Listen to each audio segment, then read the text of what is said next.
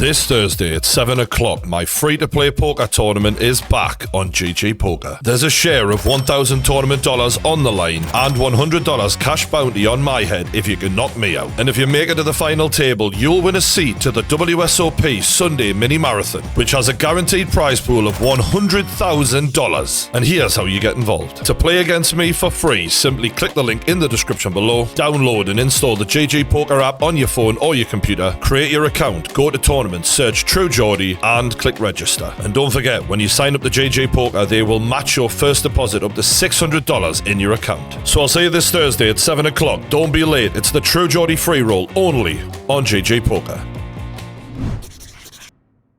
Welcome back to the Pain Game YouTube channel. Today we're talking Sean O'Malley, the new bantamweight champion of the UFC, and a star is born. That being said, it wasn't obvious that this was always going to be his destination. Some fighters, you're like, you're going to be a champion. It's obvious. It's so obvious. But that division is so stacked, and the kind of stylistic matchups he is going to come up against, you're thinking there's a weakness there. He's a tall, lanky, rangy, pinpoint accurate striker, but when you get a big, thick, heavy-set wrestler getting their hands on you, it's a different story. And there are comparisons being made to Conor McGregor, you know, because that was sort of the narrative as Conor was on his way up, as when he hits a wrestler, it's a wrap, son. And that's what makes this win all the more impressive. Now, he has made a mistake since he won the title, but I'm going to get onto that. First, I want to compliment him. I remember having a Sean O'Malley t-shirt like in 2018 or something like that. It was years ago.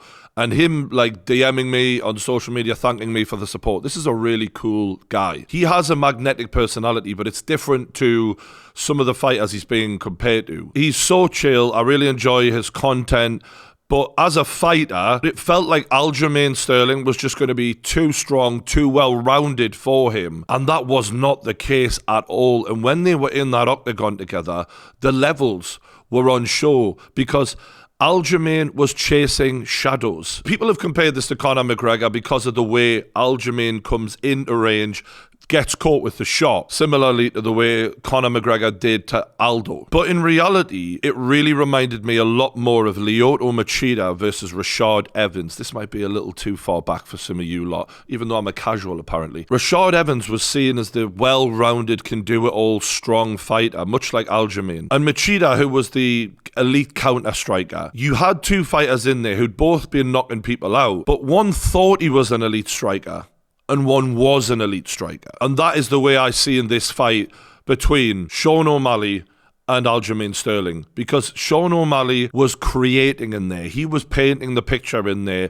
and getting him to follow the lead. And he was just provoking reactions, doing all of his feints and saying, all right, this is what you do here.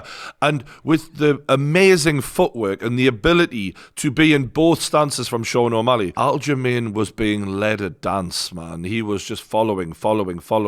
And if you look earlier in that fight, there was multiple opportunities where Sean could have snapped that right hand over the top as Aljamain was in the no man's land, was in the dead space where you are vulnerable, but he didn't. He wanted to be patient, and that patience, and I'm not talking about Anthony Joshua patience where he took fucking 7 rounds to get a fucking dead body out of there. I'm talking about Aljamain Sterling is a live dog, and Sean had him mesmerized, and he didn't know what kind of danger he was in. There was a lovely little exchange where Aljo throws a leg kick, Sean spins back to retract his leg to take the leg away from the damage, and then he's just in a different stance. He's so fluid and multi-talented in there. It really is special. And then for him to just lure Aljo into the dead space and crack him with that right hand the way he did, he timed that so beautifully, and he was just out of range of that punch. That's genius. He could have went and made a cup of tea and some toast, come back and then whacked him. He had him right where he wanted him. And when the punch landed,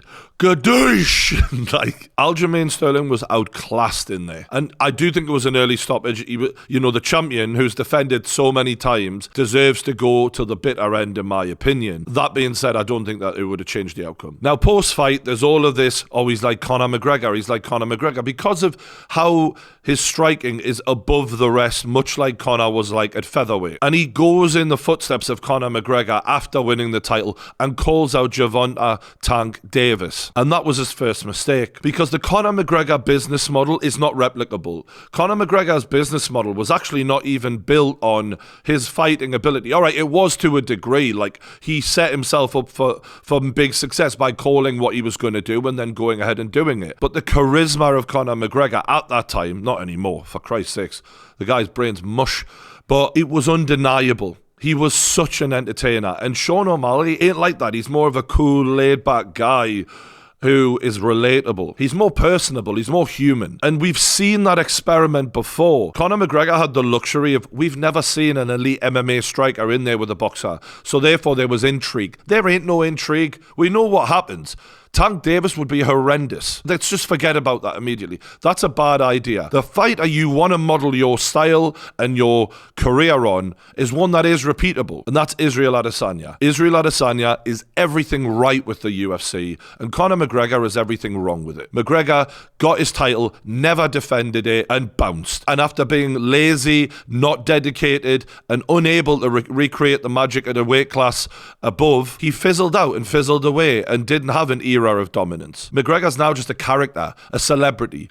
You don't want to be that. You're not that type of guy. You're a fighter through and through. And Israel Adesanya, a man who has the similar skills to Sean O'Malley, not identical, but, you know, similar. Tall, lanky, rangy strikers who can devastate people, and a cool guy, and fights 3 times a year, defends his title, a proper undisputed champion, not someone who won a belt, bounced and never defended it. That's whose footsteps you want to follow in. Because when fighters get delusions of grandeur and start wanting to step out of the UFC, the minute they get a belt, it's fucking curtains, in my opinion. It's the worst thing you can do. You finally reached the top of the mountain. Own it. Secure it. Make it yours. Build an MMA legacy. And I know he did also say that in the octagon, but this nonsense about Gervonta Davis needs to stop. We've seen it all before. I want to support Sean O'Malley, and the only way UFC fans can get behind a fighter and really support someone is when they fight regularly, they defend their title regularly, and they stay consistent, they stay active. Even if you lose, that ain't the end of the world, but it's about being in there so that we can keep supporting you. Trying to follow the McGregor legacy and being, 3 fights in 8 years or whatever bullshit he's on,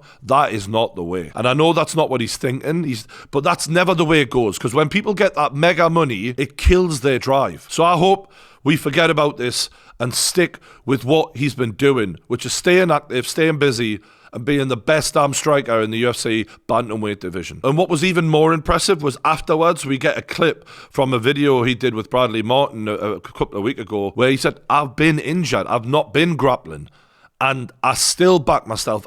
And if it was another fight where it wasn't a title fight, I'd have pulled out. And he goes in there with no grappling against the guy who is that damn good at grappling and destroys him with that right hand. Unbelievable performance. And the footwork is really what I'm in awe of, because in MMA you don't see that a lot, you know. Obviously in boxing it's a much bigger factor, but because of the level of wrestlers we've got in the MMA, it's very hard to implement that against the takedown. And he is so fluid. If he can round the rest of his game off, we could be looking at an all-time great. The problem is it's a shark tank, right? So he's still vulnerable. And I am really looking forward to seeing how far Sugar Sean can take this in the UFC, because if he can keep consistent and defend that title, then we might be looking at another Israel Adesanya, someone who the UFC can build the company around. As long as he doesn't get sidetracked and stays the course, this guy is a bona fide star. Another fight on the card was Amanda Lemos challenging Zhang Weili, and it wasn't good, was it? No, it was impressive that, you know, the beating that was getting put on Amanda, but it wasn't like even competitive. To have a title fight not be competitive, it's embarrassing for the sport, in my opinion. And as much as I'll give her credit for being tough, you're just not even worth being in there.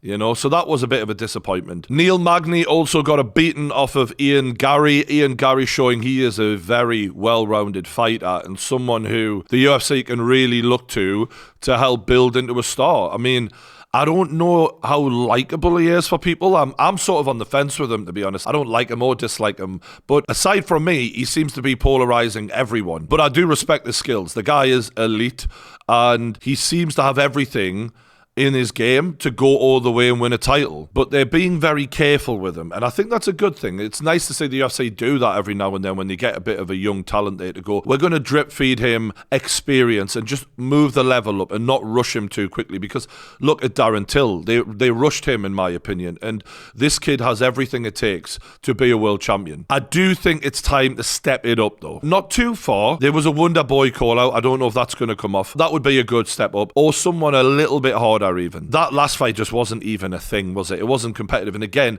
to have your main event be such a 50-50 in the eyes of the people. In fact, Aljamain was the favourite and he got stopped. But the two fights before that, just not even competitive. And that ain't what you want to see at this level. So that was my thoughts on UFC 292. Let me know what you thought in the comments below. Don't forget to hit that like button, subscribe to the Pain Game YouTube channel, and I'll see you on the next one.